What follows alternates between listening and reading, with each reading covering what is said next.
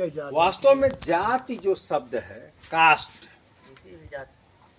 यह कास्ट शब्द जानवरों में इस्तेमाल किया जाता है। जाति जानवरों में होती है, जैसे कुत्ता है, बिल्ली है, घोड़ा है, हाथी है, तो सब अलग अलग जात के, लेकिन उनका कॉमन नाम क्या है? जानवर।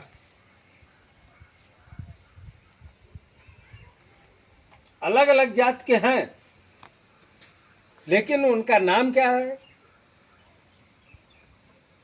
हम उसको समूह में कह देते हैं जानवर, लेकिन अलग नाम लेते हैं। घोड़ा, कुत्ता या बिल्ली, सुअर, गधा, कुछ भी कहते हैं, तो उसका रूप हमारे सामने आ जाता है ना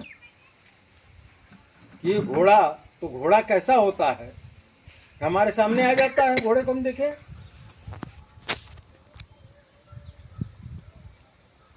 तो उसका आकार, प्रकार, बोली, भाषा सब सारे जानवरों का अलग अलग अलग अलग अलग अलग होता है। इस घर के पीछे अगर कोई जानवर है और हम लोग यहाँ बैठे हुए हैं और वह जानवर अगर बोल रहा है, तो बोली सुन के हम लोग बता देंगे कि कौन सा जानवर है बोल रहा है, किस जानवर की बोली है हम लोग बता देंगे। लेकिन कोई आदमी अगर पीछे से बोल रहा है, बातचीत कर रहा है, यहाँ हम सभी लोग बैठे हुए हैं, क्या कोई बता पाएगा कि किस जात का आदमी बोल रहा है? नहीं बता पाएगा ना। नहीं। जानवर रास्ते से जाता है, लैट्रिन करते हुए जाता है, उसके जाने के 2-4 घंटे बाद भी किसी से भी पूछा जाए कि कौन सा जानवर इधर से गया है, ये किस जानवर का लैट्रिन है, टट्टी है, तो कोई भी देख के बता देगा कि किस जानवर का है। क्या इंसान के लैट्रिन को देख के बताया जा सकता है? नहीं बताया जा सकता। तो वैज्ञानिक दृष्टिकोण से विज्ञान इस जाति व्यवस्था को कहीं पर भी नहीं मानता है। अगर किसी की तबीयत खराब हो गई, वो डॉक्टर के पास गया, डॉक्टर ब्लड टेस्ट करवाया, ब्लड कम है, उसने कहा कि इनको ब्लड चढ़वाना पड़ेगा, तो क्या वो डॉक्टर पूछ के लिखेगा कि किस जाति का ब्लड चढ़वाना है? वो ब्लड ग्रुप जिसका A group, B group, A B group, O group, ये 4 ग्रुप है और उसमें पॉजिटिव है और नेगेटिव है। तो जिस ग्रुप का जो है वही वाला ब्लड वो कहेगा, मंगवाएगा, चढ़ाएगा। अब ये तो है नहीं कि यादव जी गए हैं तो यादव का ब्लड, यादव को बुला के ब्लड निकलवाया जाए। वो अगर ये ग्रुप के हैं तो ये ग्रुप वाले को बुलाया जाएगा। इसका मतलब ये है कि विज्ञान नहीं मानता, मेडिकल साइंस नहीं मानता इस जाति व्यवस्था को। ये प्रमाणित है कि इंसान के अंदर जातियां नहीं होती। उसके बावजूद हम लोग सब सहमत तो हो गए कि हम नहीं मानते हैं, लेकिन भौतिक रूप से, वास्तविक रूप से व्यवहार में क्या हम ऐसा कर सकते हैं? अभी हम करने लायक हैं? नहीं। व्यवहारिक पहलू ये है कि अभी हम करने लायक नहीं है। क्यों नहीं है? इसलिए कि जिस देश के अंदर हम लोग रहते हैं उस देश की व्यवस्था जो है वह जातिगत व्यवस्था है। अभी ये गांव है, इधर चमरौटी है, उधर कहरौटी है, उधर कोई रियाटा है, इधर ठकुराना है, उधर धोबी टोला है। तो गांव की जो संरचना बनी हुई है, ये संरचना किसके आधार पर बनी है? जाति के आधार पर बनी है। अब हमारे लोगों को ये जो व्यवस्था है, इस व्यवस्था की समझ न हो जाए, इसके लिए इसके ऊपर एक कबर चढ़ा दिया गया है। उस कबर का नाम है धर्म। समझ रहे बात को?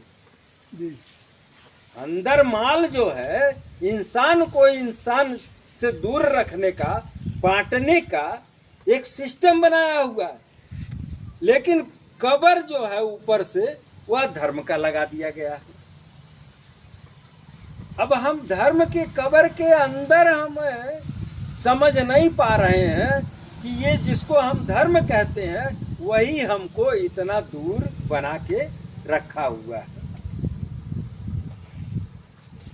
अब इसको जब तक हम पूरी तरह से समझ नहीं जाते हैं, तब तक तो हम कहने के लिए महफिल में कह देंगे कि इंसान हम भी हैं, इंसान आप भी हैं, लेकिन वास्तविकता में ऐसा नहीं हो सकता।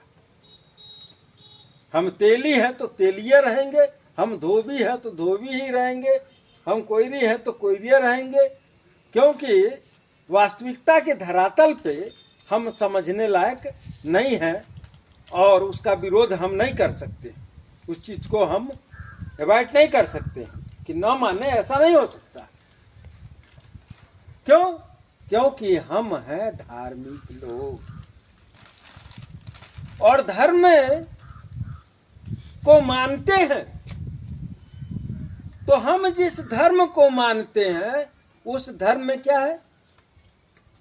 जाति है। उस धर्म का नाम क्या है? हिंदू धर्म। वह है हिंदू सनातन ब्राह्मणों के द्वारा बनाया गया ब्राह्मण धर्म है। वह ब्राह्मणों के द्वारा बनाया गया ब्राह्मण धर्म है। अब ब्राह्मण की आबादी पूरे भारतवर्ष में मात्र 3.5%। जब से इस देश के अंदर लोकतंत्र की बात होने लगी कि 1 मैन 1 वोट, चाहे वह रानी हो चाहे मेहतरानी हो, सबको एक ही वोट देने का अधिकार होगा, तो ब्राह्मणों ने ये सोचा कि अगर हम ब्राह्मण धर्म बोलते हैं तो फिर हम गांव का प्रधान भी नहीं बन पाएंगे, क्योंकि 3-3.5% की आबादी रखने वाला कोई गांव का प्रधान ही नहीं जीत सकता, तो प्रधानमंत्री कहाँ से बनेगा? तो इसलिए उन लोगों ने इस धर्म का नाम हिंदू स्वीकार कर लिया। ब्राह्मणों ने हिंदू स्वीकार कर लिया।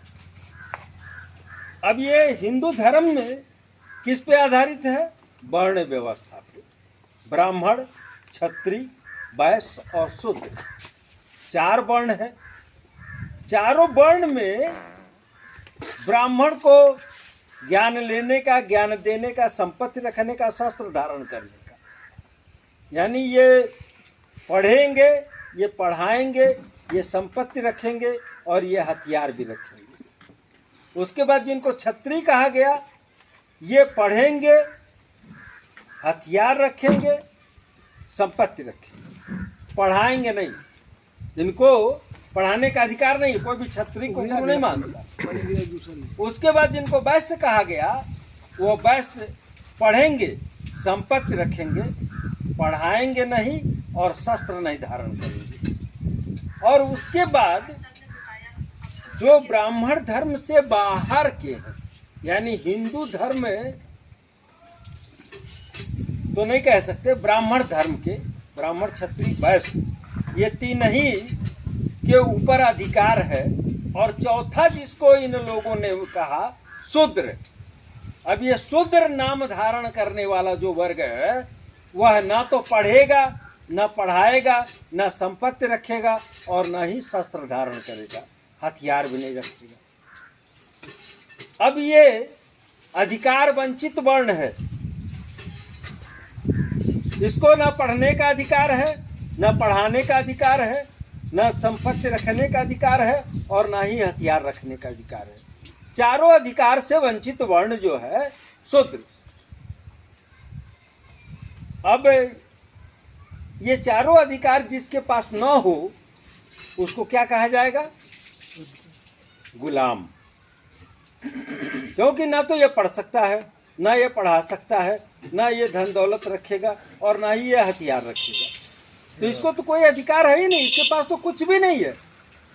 अधिकार तो 4 अधिकार ब्राह्मण के पास, 3 अधिकार क्षत्रिय के पास, और 2 अधिकार वैश्य के पास, और बिल्कुल अधिकार वंचित जो वर्ण है वह है शूद्र। अब ये शूद्रों की संख्या पूरे भारतवर्ष में 85%। इस तरह से करके जो व्यवस्था बनाई गई है, इस व्यवस्था में जो शूद्र नाम का वर्ण है, इसको अधिकार नहीं दिया गया है, इसको कर्तव्य दिया गया है। क्या दिया गया? कर्तव्य। ये कर्म करेंगे और कर्म करते हुए ऊपर वाले की सेवा करेंगे। कर्म करते हुए ऊपर वाले की सेवा करेंगे। ये भैंस पालेंगे, सब्जी उगाएंगे, तेल पेरेंगे, कपड़ा धोएंगे, बाल काटेंगे, लोहा पीटेंगे, लकड़ी काम करेंगे, सारा कर्म करेंगे और कर्म करते हुए ऊपर वाले की सेवा करेंगे। ऊपर वाले खुश होंगे तो इनको फल देंगे। वो भी फल कितना देंगे? उतना ही देंगे जितने में इनके ऊपर चर्बी न चढ़े, काम करने लायक हो। ये ना कि पेट उठ निकल जाए, कमो न कर पावे। पेट कहाँ से निकले? अब ये जो चौथा वर्ण शूद्र है, अब समझ लीजिए कि ब्राह्मण को 4 अधिकार, क्षत्रिय को 3 अधिकार, वैश्य को 2 अधिकार दिया गया, और इसको अधिकार वंचित बनाया गया, इसको कर्म दिया गया है। और ये कर्म का सिस्टम पूरे भारतवर्ष के अंदर लगभग 1848 तक चलता रहा। 1848 तक ये कर्म का सिस्टम भारत के अंदर शूद्रों का ये चलता रहा। पहली बार भारत के अंदर अंग्रेजी हुकूमत में लॉर्ड मैकाले ने जब शिक्षा अभियान की बात किया, शिक्षा अभियान, सर्व शिक्षा अभियान लाया, तो उसी अभियान के तहत ज्योतिबाराव फूले शिक्षित हुए, और वो माली जाति के थे। वो ज्योतिबाराव फूले शिक्षित हुए, और शिक्षित होने के बाद उनको ये बात समझ में आई कि इस देश के अंदर जो 85% ये गुलाम लोग